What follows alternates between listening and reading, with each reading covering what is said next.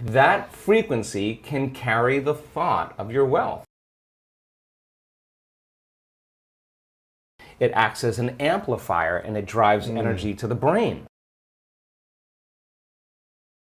We've done thousands and thousands of measurements. We've partnered with the HeartMath Institute to teach people how to create and sustain heart coherence. How do we do it? Well, besides going to your workshop, what's the simplified version? I'm sure it takes more time than...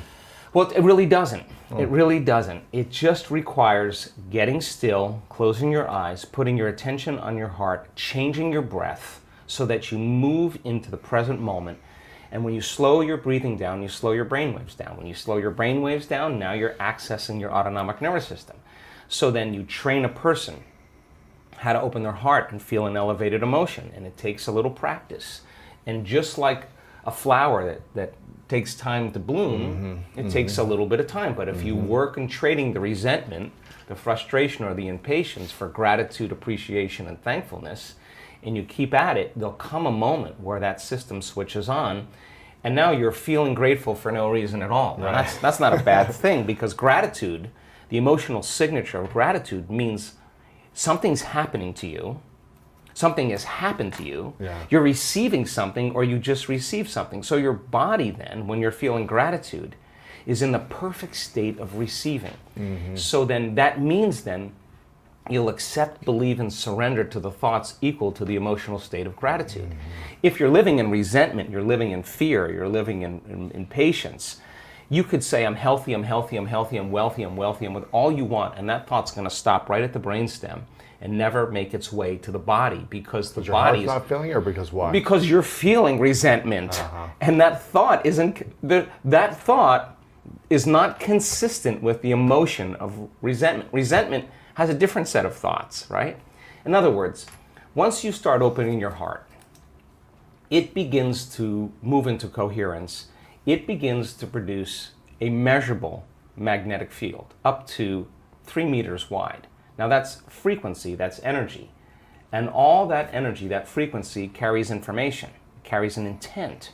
So then when you're feeling gratitude and your heart is open, you're broadcasting energy into the field. Now, frequency. A frequency. You lay the intent of the thought of your health or your wealth. That frequency can carry the thought of your wealth. It can carry the thought of your health. If you're suffering, suffering does not carry, that energy does not carry the thought of your wealth. It carries a different set of thoughts. So then we're teaching people how to self-regulate, because if you're going to believe in that future that you're imagining with all of your heart, it better be open and activated. Right. And you better know how to self-regulate. And you have to know the moment you disconnect from the energy of your future because of some circumstance in your life and you lose that feeling, if you're practicing it on a daily basis with your eyes closed, then the next level is to be able to open your eyes and do it right in the moment and be able to self-regulate and change the frustration from some experience in your life back to the energy of your future. Now, that requires great awareness and great effort. But if you have a community of people that are practicing this on a daily basis and they're connected to their future, because that's where their mind is, they begin to want the future more than the emotions of the past. So we've done enough measurements now, Louis, to know that we can teach people how to do that, and we have evidence that people can sustain it for 45 minutes to an hour. It's a skill now. They know that they know how to do it. So now they have brain coherence and heart coherence. Well, once the heart begins to become orderly and coherent, it acts as an amplifier and it drives energy to the brain. So now the brain is getting more energy once the heart is open, and then you're thinking a different set of thoughts. And those thoughts produce different chemicals for you to feel more of that. And here comes nitric oxide from oxytocin, and then all of a sudden your heart literally starts to swell. It literally begins to open up, and there's more energy going there, and now you're coming from a different level of mind. Right. When you have coherence in the brain and heart, you have a laser of energy, and it could read information much better. You're living in stress, and your brain is shifting its attention from one person to another problem, to another thing, to another place to go. Each one of those things, there's an assignment of neurological networks in the brain. So the arousal of the stress hormones drives the brain into this high frequency, and you're trying to control and predict everything in your life. And your brain circuits are firing like a lightning storm in the clouds. When your brain's incoherent, you're incoherent, and you don't have a signal. You don't have a Wi-Fi signal. You're not connected to the field. How could you connect to energy and information if your signal hasn't become orderly? So that when people synchronize their energy into coherence, they can synchronize to a possibility in the future. And the synchronicities that are feedback from the environment are just a reflection of your energy. And that's the universe saying, follow the breadcrumbs, do it again, follow it again, do it again. And now all of a sudden the person's not waking up in the morning like, oh, I gotta meditate now to create my future. They're kind of going like, I'm getting out of bed because I don't want the magic to end, right?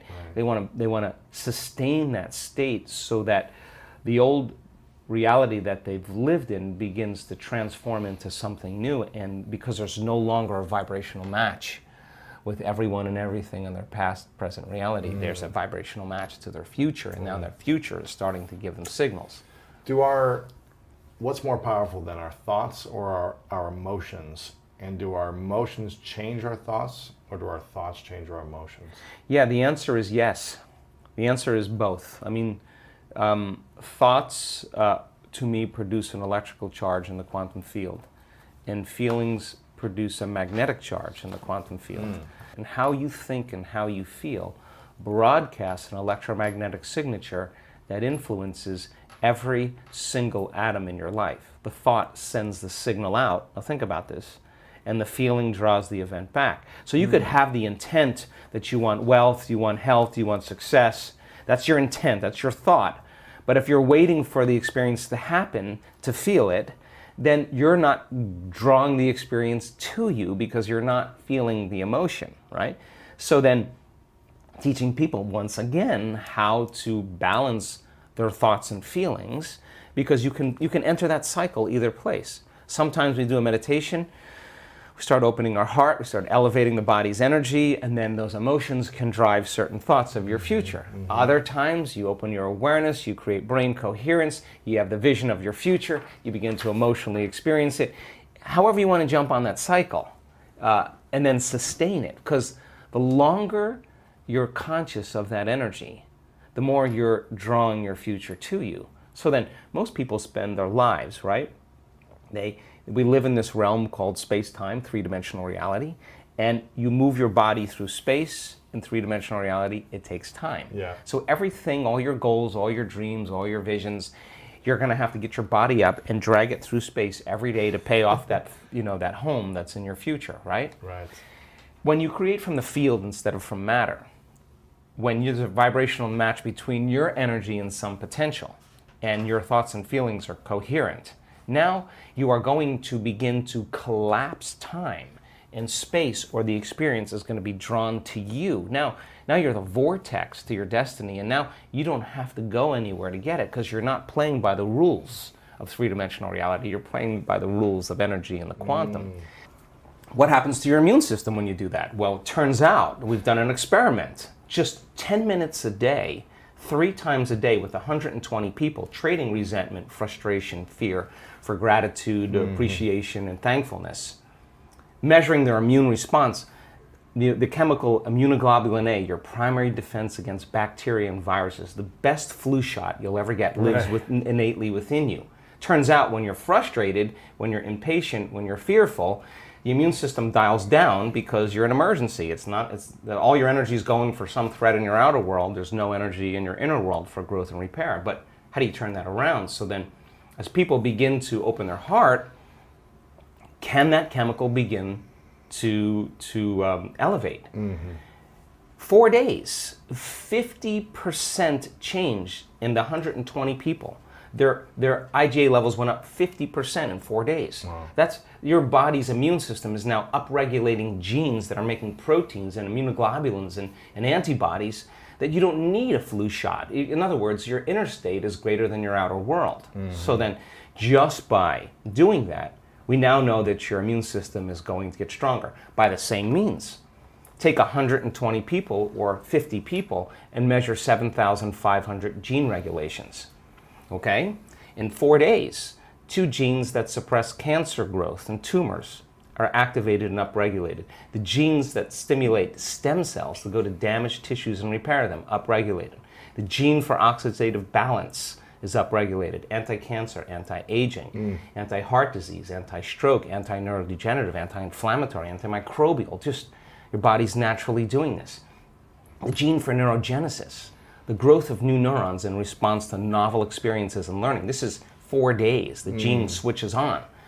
The gene for more balance in the pituitary and the pancreas, the gene for the microtubules of the cells, the little fibers that respond to energy and frequency. Right. So in 4 days, we now know that you can change your genetic destiny if you just practice the inner work.